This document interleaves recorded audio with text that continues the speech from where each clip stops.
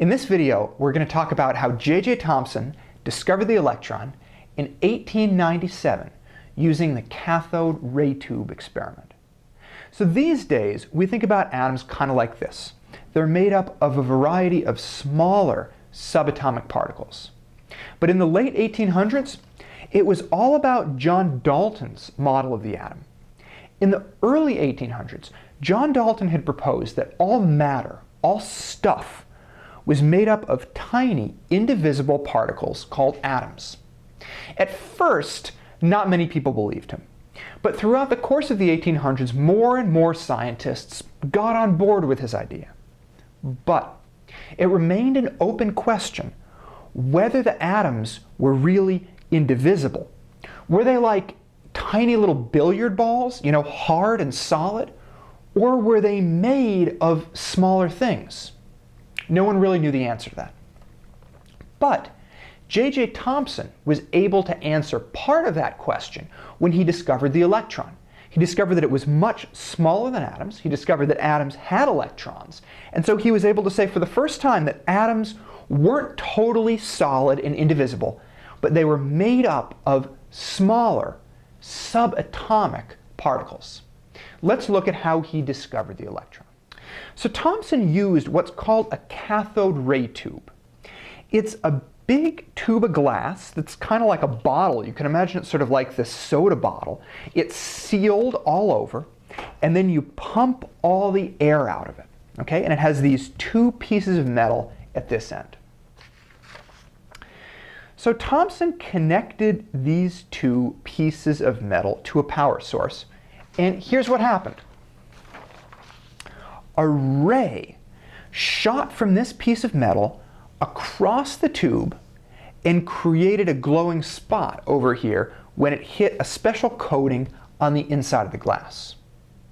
Now, Thomson didn't know what was going on, but what really was going on is that electrons from this piece of metal were shooting out. They were attracted to this piece of metal, which has an opposite charge, but they were moving so fast that they shot all the way across the length of the tube.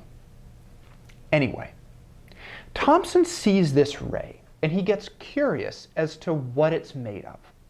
And so he asks the question, the stuff that the cathode ray is made of, does it have an electrical charge?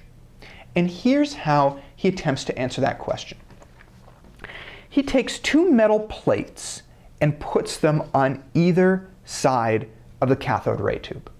And then he turns on electricity, which makes the top plate positively charged and the bottom plate negatively charged. And check out what happens to the cathode ray. When he turns on the power, he sees that now instead of going straight through, the cathode ray bends up. It bends up towards the positively charged plate. So based on this, he reasons that the cathode ray must be made of stuff that's negatively charged, since it's attracted to the positively charged piece of metal, and he knows that opposite charges attract. But just because he wants to be very careful, he's a very careful guy, he tries to check this another way. So he uses a magnet. If something has an electrical charge and it's moving, a magnet will push it in particular directions. So he takes a cathode ray tube, if you want to think that this marker is kind of the cathode ray tube, and he surrounds it with a magnet, just like this. We can kind of show what goes on by slipping the magnet under like this. So anyway, he puts the magnet here, and he sees now that the cathode ray bends in the other direction. It now moves downward. Now, if the cathode ray is indeed negatively charged, this is exactly how he would expect it to move in the presence of a magnet like this. So this is just further confirmation that whatever makes up the cathode ray probably is negatively charged. So he takes the data that he gets from these experiments, and he's able to draw a few important conclusions about cathode rays and what makes up atoms. Okay, so based on the outcomes of the experiments with the charged plates and the magnet, Thomson is able to conclude that cathode rays must be made of stuff that is negatively charged. Okay. He combines the information that he got from the experiments that I just told you about with some other data that he collected. And he's able to come to the conclusion that the particles that make up cathode rays are 1,000 times smaller than a hydrogen atom. Hydrogen atoms are the smallest atoms. So this thing that's in the cathode rays must be really, really tiny compared to an atom. And finally, Thomson swaps out the type of metal that's in the cathode tube. He uses a variety of different types of metal, but he finds that all of the different metals he uses give off the same cathode rays, and regardless of what metal he uses, the size of the things that are in the cathode rays is exactly the same. So based on these three conclusions, he's able to come up with the idea that atoms have tiny, negatively charged particles inside them, and these things that we're talking about here are electrons. Now, if you're like me when I first learned this, you might be confused how these conclusions definitely tell him that there are electrons inside atoms.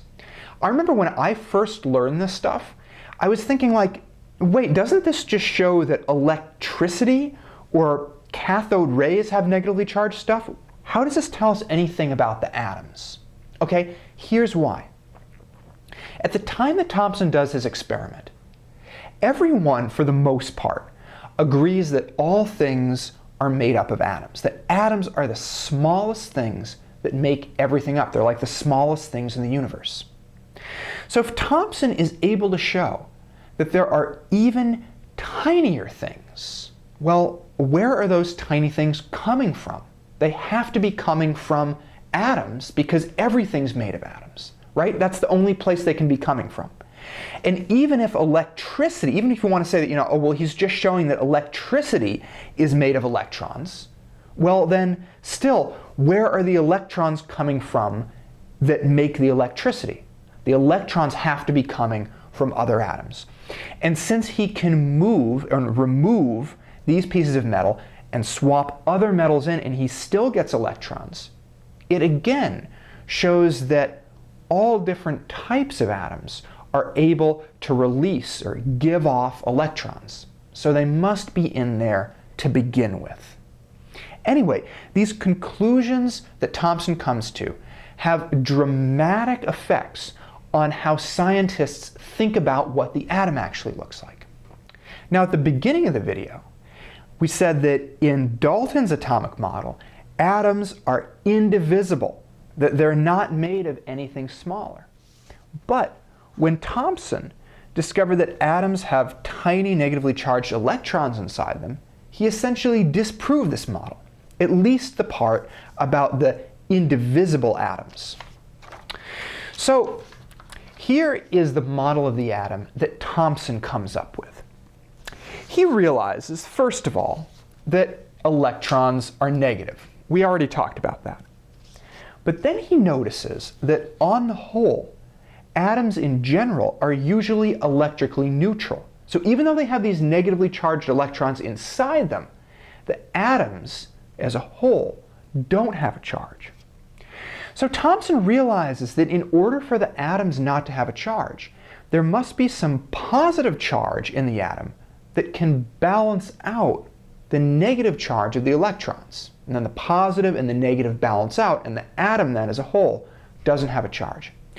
So he comes up with a model that he calls the plum pudding atom. Now, plum pudding is kind of a British thing, so if you're American, it might be better for you to think about this as like the blueberry muffin model. And here's how it works. Thomson imagines that the atom is like a blueberry muffin, and that electrons are stuck in this atom the way blueberries are stuck in a blueberry muffin. So you have these little electrons that are stuck in the atom, but then they're surrounded sort of by a dough. And the dough, like in a blueberry muffin, keeps these electrons or blueberries held in place, but the dough itself has a positive charge. And it's that positively charged dough that is what balances out the negative charge of the electrons, and so together they don't have any total net charge. So the atom is electrically neutral. So that's how J.J. Thomson's discovery of the electrons leads to this plum pudding model of the atom. But now J.J. Thomson didn't have it quite right, because it turns out that the positive charge in the atom isn't sort of spread out in this dough or pudding, but instead it's concentrated right in the center of the atom where the nucleus is. So that's going to be the next step in discovering what the atom really looks like. If you're interested in how scientists disproved J.J. Thomson's plum pudding model, check out Rutherford's gold foil experiment, where he discovers that atoms have a very small, very dense, positively charged nucleus.